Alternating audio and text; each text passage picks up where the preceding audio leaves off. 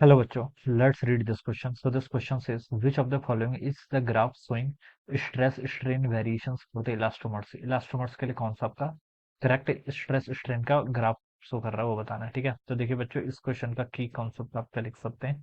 The key concept of this question is elastomers लिख लीजिए। क्या लिख लीजिए? Elastomers. This will be the key concept of this question. ठीक है, इलास्टोमर्स से देखिए बच्चों, आपको क्या इलास्टोमर्स के लिए आपको स्ट्रेस स्ट्रेन का वेरिएशन बताना है। ठीक है, स्ट्रेस स्ट्रेन का वेरिएशन बताना है। इलास्टोमर्स देखिए बच्चों होते हैं, पहले हमें ये देखना है। देखिए इलास्टोमर्स होते हैं जहां पर देखिए आपका स्ट्रेस स्ट्रेन का कर्व लीनियर नहीं आता है। ठीक है, इलास्टोमर्स की बेसिक डेफिनेशन होती है, इलास्टोमर्स देखिए ऐसे मटेरियल्स होते हैं, ये ऐसे पॉलीमर्स से मिलकर बने होते हैं। ठीक है, जिस पर हमें बता सकते हैं कि देखिए बच्चों, जैसे रबर होता है, रबर आपका क्या होता है, इससे एग्जांपल क्या होता है, रबर होता है। ठीक है, अगर हम इसमें क्या बताते हैं, लार्ज अमाउंट में देखिए हम इसमें एक्सटर्नल फोर्स भी लगा रहे हैं, स्ट्रेस अगर इसमें लार्ज अमाउंट में लगा रहे हैं, उसके बावजूद भी ये क्या कर सकता है, अपनी ओरिजिनल ज्योमेट्री को क्या कर सकता है, रिगेन कर सकता है। ऐसे मटेरियल्स को क्या बोलते हैं, हम आपका इलास्टोमर्स बोल सकते हैं। ठीक है, elastomers are the polymers which are capable of recovering their original shape even after being stressed to the greater stress, या फिर ग्रेटर स्ट्रेस भी लगा देंगे, उसके बावजूद भी अपने शेप और साइज को क्या कर सकते हैं, रिगेन कर सकते हैं। ऐसे मटेरियल्स को क्या बोलते हैं, हम आपका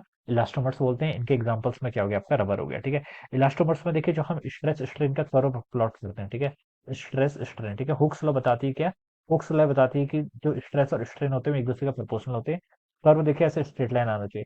बट इलास्टोमर्स के केस में क्या होता है, स्ट्रेन ज्यादा होता है। क्या होता है आपका, मोर हम बता सकते हैं कि यहाँ पर क्या होता है, कर्व आपका स्ट्रेट लाइन नहीं होता है। क्या होता है आपका, स्ट्रेट लाइन नहीं होता है, स्ट्रेन जो प्रोड्यूस होता है वो आपका ज्यादा होता है। ठीक है, तो स्ट्रेन इस तरीके से कुछ ज्यादा होता है, स्ट्रेस और स्ट्रेन का कर्व कुछ इस तरीके से आपको दिखाई देगा। ठीक है, यहाँ पर देखिए अगर स्ट्रेस और स्ट्रेन इक्वल होता है फिर तो स्ट्रेट लाइन से कोलैप्स करते हैं। ठीक है, ये डॉटेड स्ट्रेट लाइन है। बट स्ट्रेन ज्यादा होता है तो एक कर्व देखिए नीचे की तरफ क्या कर रहा है, मोर लाई कर रहा है। ठीक है, ये इस तरीके से क्या आता है, आपका कुछ कर्व आता है किसका, इलास्टोमर्स का। ठीक है, तो मैं यहाँ पर देखिए बच्चों लिख भी सकता हूँ कि जो स्ट्रेन प्रोड्यूस होता है, क्या लिख सकते हैं, देखिए strain produce is much larger, strain produced strain produce is larger than the stress. क्या लिख सकते हैं, strain produce is larger than the stress.